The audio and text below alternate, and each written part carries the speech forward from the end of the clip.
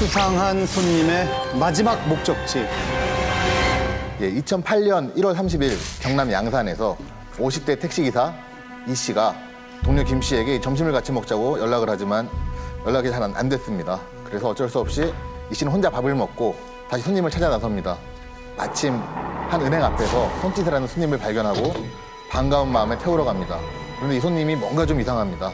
계속해서 땅바닥을 보고 있고 그리고 뭐 초조한 기색도 느껴졌고요.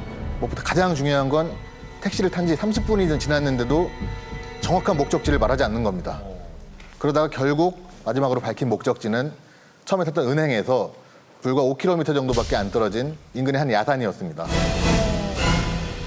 차로 10분이면 갈 거리를 이제 20km나 돌아다닌 겁니다. 그래서 기사 이 씨도 불안하니까 다른 택시 타라고 말하려고 하는 순간 또 지인에게 전화가 걸려옵니다.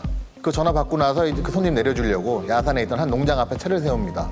그리고 요금 좀 계산하라고 뒤돌아보는 순간에 이 씨의 어깨에 날카롭고 차가운 쇳덩이가 느껴집니다. 한편 같은 날 이제 오후 2시 30분쯤에 같이 원래 밥 먹으려고 했던 그 동료 김 씨의 무전기로 컥 하는 비명소리와 함께 낮은 신음소리가 몇 번 들립니다. 그게 바로 이 씨였습니다. 그래서 너무 당황스러워서 다급하게 전화를 겁니다. 처음에는 통화 연결음만 좀 울리고 받지 않습니다. 그 다음에 그 두 번째 걸었더니 연결음이 좀 가다 나중에 뚜뚜뚜 소리가 나면 끊깁니다. 세 번째 전화 걸었을 때는 이미 전원이 꺼진 상태였습니다. 그로부터 35여 분이 지나서 그 야산 인근 농장 앞을 지나던 한 주민이 택시 안에 있는 이 씨를 발견합니다. 하지만 이 씨는 이미 숨진 상태였습니다. 여기까지가 경남지방경찰청 미제사건팀 베테랑 형사들이 재구성한 이 씨 살인 사건의 전말입니다. 그 이 씨의 양손과 어깨, 머리 등의 부위에서 발견된 어떤 칼부림 상처만 47개였습니다.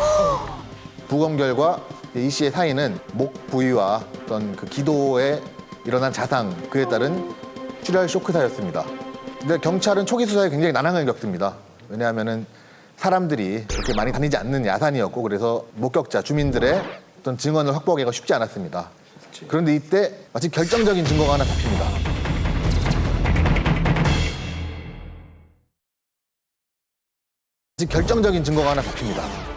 바로 그 손님이 처음에 택시를 탔던 은행 앞에 있는 CCTV입니다. 그 CCTV에 범인의 얼굴이 찍힌 겁니다.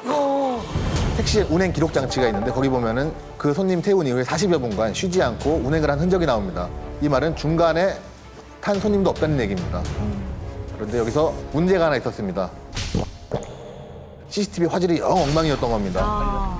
얼굴 식별은커녕 이제 심지어 탄 사람이 남자인지 여자인지도 사실은 좀 알아보기 힘든 그런 정도였습니다.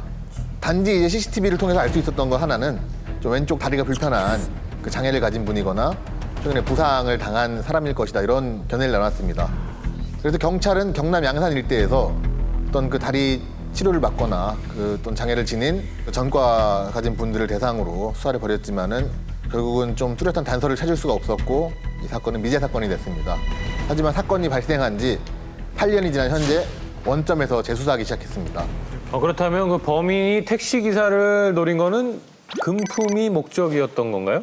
예, 일단은 그 당시에 설날 시즌이긴 했는데요. 그래서 금품을 노린 범죄라고 처음에 봤으나 뭐 돈이나 다른 물건들이 없어진 게 없이 그대로 다 있었습니다. 그렇다면 금품이 아니면 계획적 살인이다.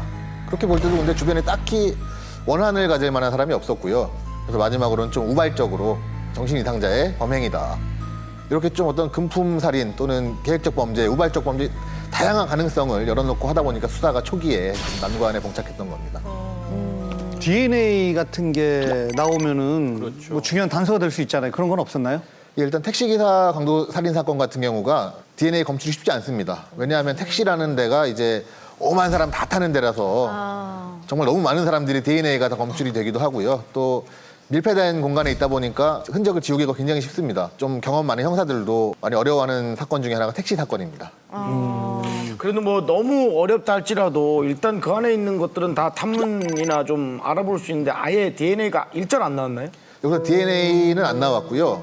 대신에 이제 범인의 것으로 보이는 손수건이 있었는데 거기서조차 DNA가 안 나오고 놀라운 것은 그 안에 이제 기사님 휴대폰이 있었잖아요. 심지어 그 택시기사분의 지문조차 안 나왔습니다. 다 지운 거예요? 그만큼 치밀하게 그 흔적을 지우고 떠났다는 얘기입니다. 아, 그러면은 그나마 희망이 그 CCTV인데 화질이 너무 안 좋아서 놓쳤잖아요. 근데 지금 기술로 다시 이렇게 복구한다거나 화질을 좀 좋게 해서 잡을 수 있지 않아요? 사실은 이제 그 2년 전쯤에 또 경남 창원 쪽에서 그 택시 기사 상대로 2차례에 걸쳐서 강도 살인을 한 범인이 잡힌 적이 한 번 있는데 당시 수법도 보면은 좀 일단 택시 타고 뺑뺑 돌다가 범행을 하는 걸로 봐서 동일 범인일 가능성을 좀 염두에 두고 수사를 했지만은 그 양산 사건과는 아무 결론이 없는 걸로 나왔습니다.